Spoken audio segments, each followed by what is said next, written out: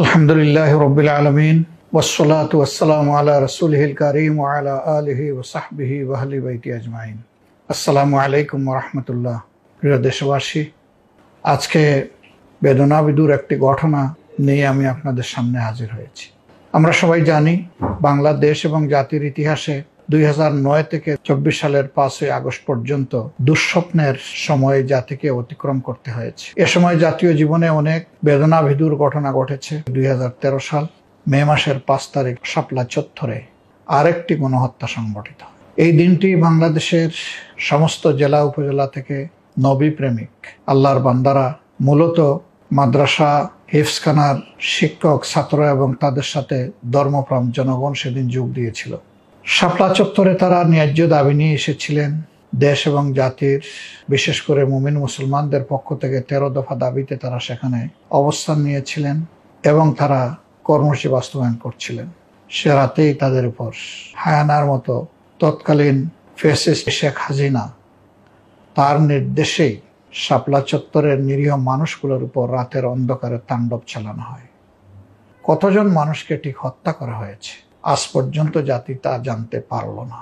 বরঞ্চ এই ঘটনা সংগঠনের পর সরকারের প্রধানমন্ত্রী থেকে শুরু করে অনেকেই তাই নিয়ে উপহাস করেছেন, ব্যঙ্গোক্তি করেছেন, উচ্ছ্বাস প্রকাশ করেছেন।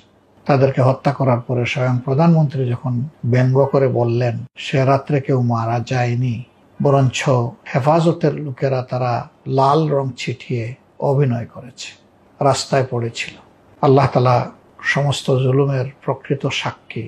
সেই দিন অনেক মিডিয়া এই দৃশ্য, করুণ দৃশ্য ধারণ করেছিল এবং লাইভ সম্প্রচার করছিল। যদিও এই অপরাধে কোনো মিডিয়াকে বন্ধ করে দেওয়া হয়, তাদের কার্যক্রম আর তারা চালাতে সক্ষম হয়নি। প্রিয় দেশবাসী, আজ পর্যন্ত জাতি এই গণহত্যার বিচার পায়নি। এই 5 মেয়ের করুণ স্মৃতি জাতি বয়ে বেড়াচ্ছে, বিশেষ করে উলামায়ে কেরাম। আমরা এই গণহত্যার নিন্দা তখনও জানিয়েছি, এখনো জানাই। এ বিচার তখনও দাবি করেছি, এখনো দাবি করি। ইতিমধ্যে এই বিষয়ে মামলা দায়ের হয়েছে। আমরা সরকারকে বলবো, এটি অত্যন্ত গুরুত্বপূর্ণ একটি মামলা, এটি গণহত্যার মামলা। মামলাকে ডিউ কনসিডারেশন নিয়ে, উপযুক্ত মর্যাদা দিয়ে যারা ক্ষতিগ্রস্ত তারা যেন ন্যায় বিচার পান তা সরকারকে নিশ্চিত করতে হবে।